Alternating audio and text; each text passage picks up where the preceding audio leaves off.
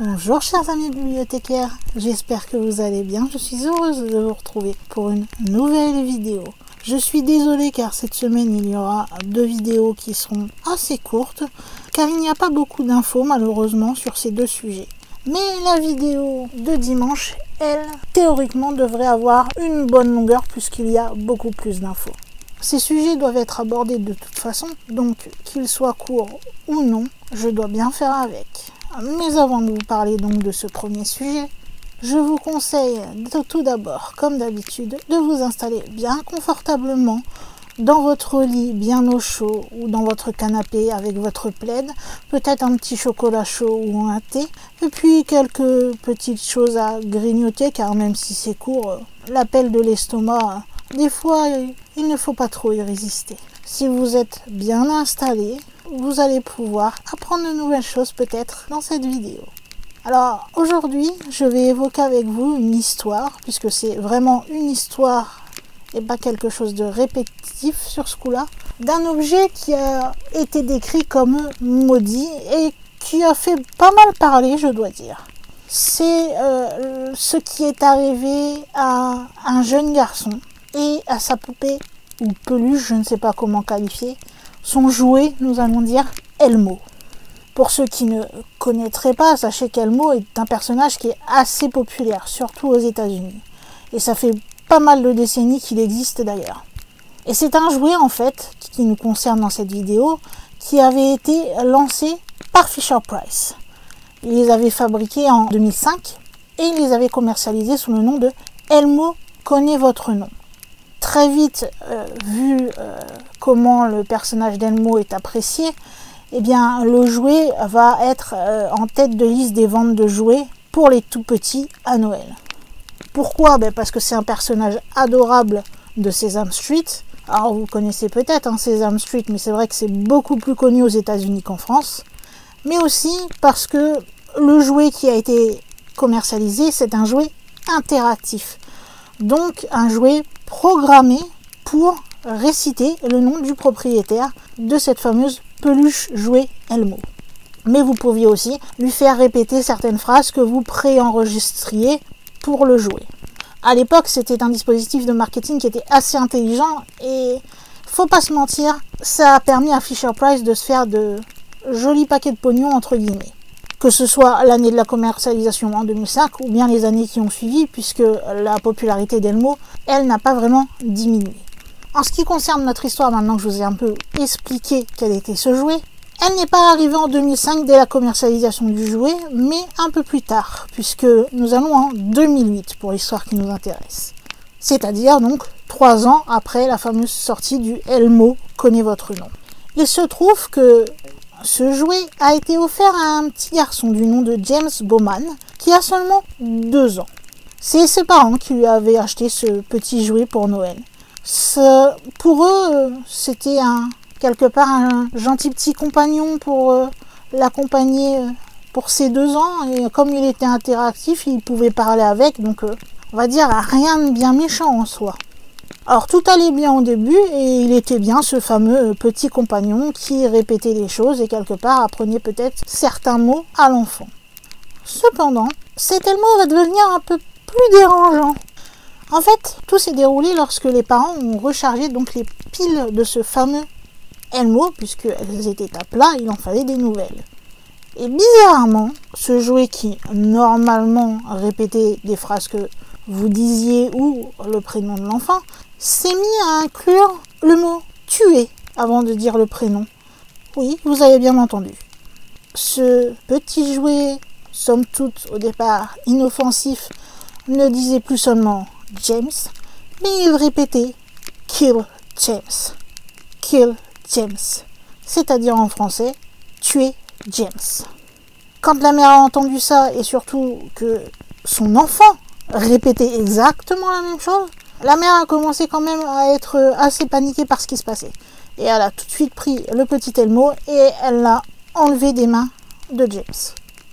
Et comme je vous disais, cela est arrivé à peu près seulement 1 heure après qu'ils aient changé les piles, vu que les piles qu'il y avait à l'origine dans le Elmo, elles étaient HS quoi. La mère nous dit d'ailleurs ceci, puisqu'elle a témoigné lors d'une interview pour nous raconter cette fameuse histoire. Ce n'est pas quelque chose dont on pourrait vraiment penser que ça sorte d'un jouet. Mais une fois que je l'ai entendu, j'étais désemparée.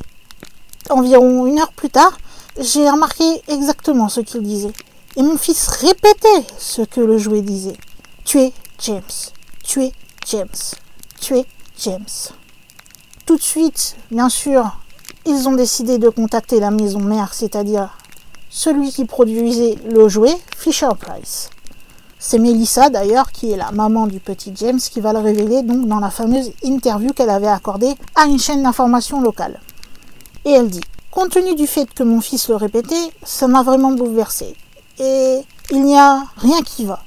Il ne semblait même pas vraiment inquiet par rapport à ce que je leur racontais quand je leur ai parlé de ce que disait leur jouet. La société de télévision donc, qui a interviewé Melissa s'est chargée, elle, de son côté, de contacter le fabricant Fisher-Price qui a proposé de remplacer le jouet défectueux et il a juste dit qu'il y avait des experts qui étaient qualifiés qui pourraient évaluer le problème que possédait ce jouet actuellement. D'ailleurs, le fabricant de Fisher-Price a déclaré que les Bowman pourraient obtenir un bon pour une poupée de remplacement et qu'ils enquêteraient sur ce modèle pour voir si d'autres poupées n'auraient malheureusement pas le même dysfonctionnement. Du coup, avec cette petite histoire, on a très vite qualifié cette poupée Elmo de poupée maudite. Seulement, comme vous pouvez le voir, il y a eu un cas seulement qui a été rapporté. Peut-être existe-t-il d'autres cas où le jouet a été défectueux, mais personne n'en a parlé et ils ont tout simplement soit rechangé les piles, soit fait changer le jouet peluche en allant directement en magasin ou en contactant Fisher-Price. Mais en tout cas, c'est la seule histoire qui fait que maintenant, eh bien, quand vous parlez d'objets maudits, généralement, on parle de ce fameux Elmo connaît votre nom, juste pour cette petite histoire.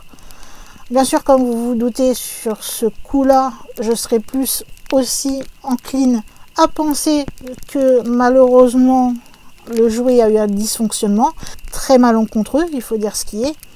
Après, je conçois que l'on puisse se poser la question de est-ce que c'était tout simplement un programmateur, puisque c'est le programmateur qui permettait d'ajouter les phrases, etc., qui aurait eu l'idée de mettre un petit extra au programme et puis que les parents et que même la boîte Fisher-Price n'était pas au courant.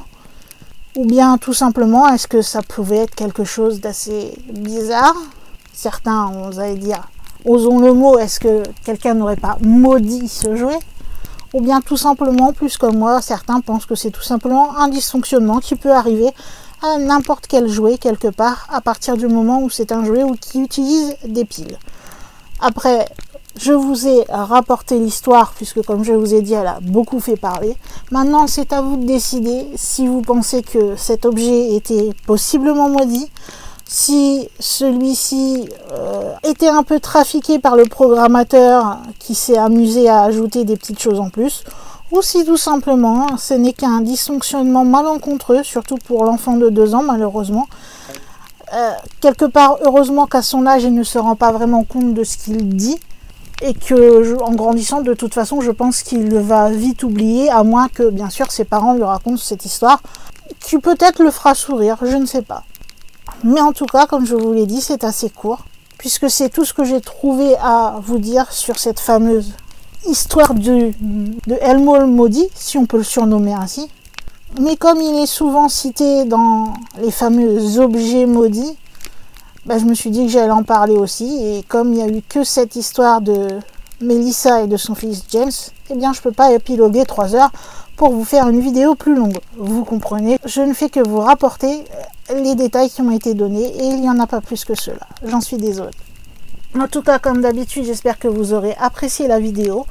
Moi, j'apprécie toujours autant de vous faire découvrir des choses. Si ce n'est pas le cas, au moins de vous rappeler peut-être des histoires que vous avez oubliées ou tout simplement de vous avoir fait passer un bon moment en ma compagnie. Vous savez que vous pouvez montrer votre satisfaction en me laissant un petit commentaire, en me donnant votre avis sur la vidéo, ce que vous avez pensé qui est arrivé au jouet, etc. L'espace commentaire est exactement fait pour ça, c'est-à-dire pour vous exprimer et peut-être communiquer avec moi si vous en avez envie. Et vous pouvez aussi toujours, pour montrer votre satisfaction, me laisser un petit pouce en l'air ou un like selon comment vous aimez le nommer. Et si vous passez sur cette vidéo mais que vous n'êtes pas encore abonné, déjà, premièrement, sachez que c'est gratuit, donc laissez-vous tenter. Et si vous aimez le paranormal, ça tombe bien, c'est exactement le sujet de ma chaîne. Donc, pourquoi pas vous laisser tenter encore plus? Comme je le disais, c'est gratuit. Tout ce que vous perdez, c'est peut-être 3 secondes à vous abonner, c'est tout. Et puis, vous profitez aussi d'un contenu qui sera après totalement gratuit. Et peut-être que certaines vidéos vous plairont plus que d'autres, je ne sais pas, puisque j'évoque le paranormal dans un large éventail d'histoires différentes. Et si vous vous êtes abonné, théoriquement, vous devez avoir vu qu'une petite cloche est apparue. Et bien cette petite cloche vous permet tout simplement de choisir à quel rythme vous voulez recevoir une notification de YouTube quant à la publication de mes vidéos. Moi, ce que je vous conseille, si vous voulez rater vraiment aucune de mes vidéos, c'est de cocher la première option, c'est-à-dire recevoir toutes les notifications liées donc à ma chaîne. Comme ça, dès que je publie une vidéo, YouTube vous envoie une notification, vous cliquez dessus et vous avez accès directement à ma vidéo. Rien de plus simple que ça. Je remercie les nouveaux abonnés, donc bienvenue parmi mes bibliothécaires. C'est toujours agréable de voir le nombre augmenter doucement mais sûrement. Merci à vous et bienvenue. Et puis pour terminer, vous savez que vous pouvez partager cette vidéo partout où il est possible de le faire, que ce soit de façon orale autour de vous, ou bien de façon plus informatique ou virtuelle, c'est-à-dire avec tout ce qui est mail, réseaux sociaux, blog, site internet, etc. Enfin, tout ce que vous pouvez utiliser pour faire connaître cette chaîne et peut-être faire découvrir même cette chaîne à d'autres personnes comme nous qui sont intéressées par le paranormal. Eh bien, je crois, mes chers amis, qu'il va être temps pour moi de fermer les portes de la bibliothèque et de vous dire à jeudi, me semble-t-il, pour une prochaine vidéo. Bye!